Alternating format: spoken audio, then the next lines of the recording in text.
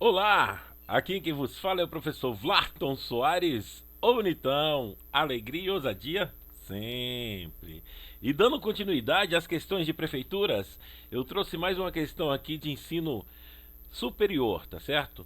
Essa é para professor pedagogo nível 3.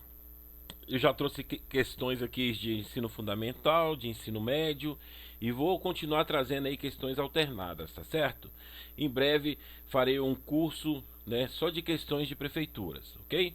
Então fique ligado aí, se você não é inscrito no canal, se inscreva, ative o sininho, compartilhe, dê o like, né, para que possa chegar ao maior número de pessoas. E sem mais delongas, vamos lá. Para resolver uma questão dessa, é necessário que é uma questão de função do segundo grau, né? Função do segundo grau. Então, para que nós possamos resolver essa questão, eu trouxe aqui, né, algumas dicas, porque é o que nós iremos usar para resolver essa questão, tá certo? Então, vamos lá.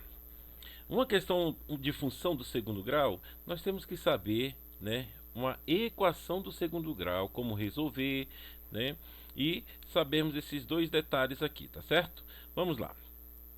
Numa equação do segundo grau, que tem esse formato, que é esse mesmo formato aqui, ó, nós temos que saber quem são os coeficientes A, B e C, tá certo? Então vamos lá. Olhando para a função, né? Ele tem lá menos 2x ao quadrado. Não, melhor. Dá para nós vermos daqui, que senão vai ficar muito é, cheio de rabisca aí o slide. Então, vamos lá. É o seguinte. Primeiramente, nós temos que saber para resolver essas questões quem é o A, quem é o B, quem é o C. O A é sempre o que acompanha o x ao quadrado.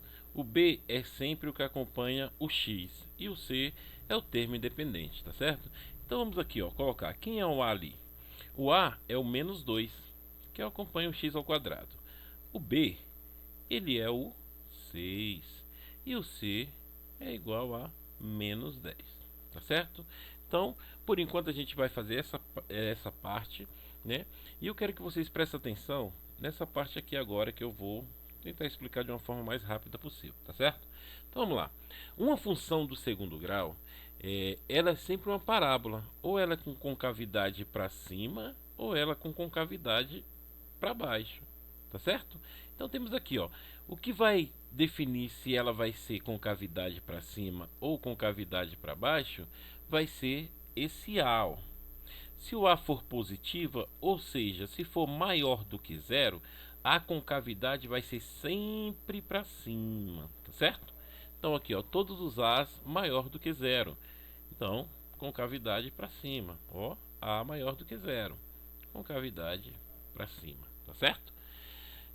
Se o A for menor do que zero, ou seja, se o A for um número negativo, a concavidade vai ser sempre para baixo. Olha aí, os três A's negativos aí, concavidade para baixo, ó, sempre para baixo, tá certo? E outro ponto importante também é quando o delta, ó, o delta, quando esse delta for positivo, certo? Quando o delta for positivo, nós teremos duas raízes, ó.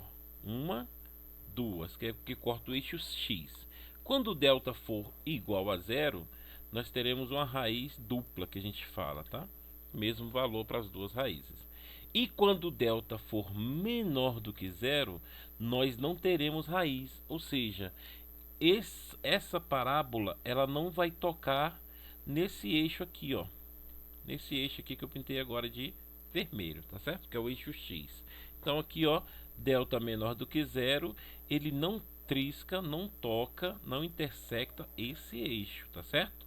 Beleza, então de posse dessas informações, nós vamos agora resolver o delta, né? O delta nada mais é do que b ao quadrado menos 4ac. Só que agora eu já tenho, né? Então olha só, delta é igual a b ao quadrado menos 4ac. Então vamos lá.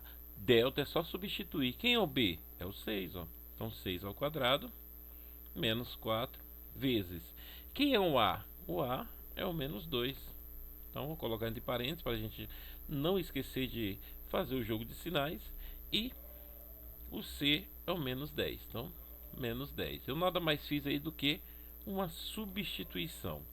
6 ao quadrado, 36. Eu vou fazer a multiplicação desses números primeiro, depois a gente faz o jogo de sinais. Então, olha só. 4 vezes 2, 8 vezes 10, 80. Menos vezes menos, mais vezes esse outro menos, menos, ou seja, vai ficar negativo. Então, olha só. 36 menos 80 dá menos 44. Ou seja, o meu delta ele é menor do que zero. E onde está a situação que os deltas são menores do que zero? Aqui, ó. Ele não vai intersectar o eixo, ou seja, ele não vai ter nenhuma raiz, tá certo? E agora vamos para as opções. De posse dessas informações, a gente vai ter a opção aqui agora. Olha só. Letra A.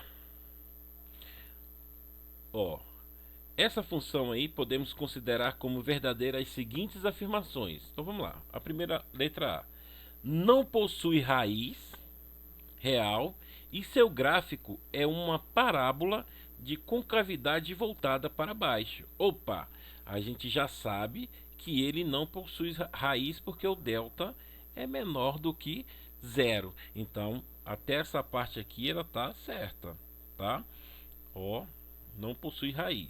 Agora é o seguinte, é uma parábola com concavidade para cima, voltada para cima, ou seja, a parábola vai ser para cima ou ela vai ser para baixo? Perdão, voltada para baixo. E quando que a gente define se ela é voltada para cima ou voltada para baixo?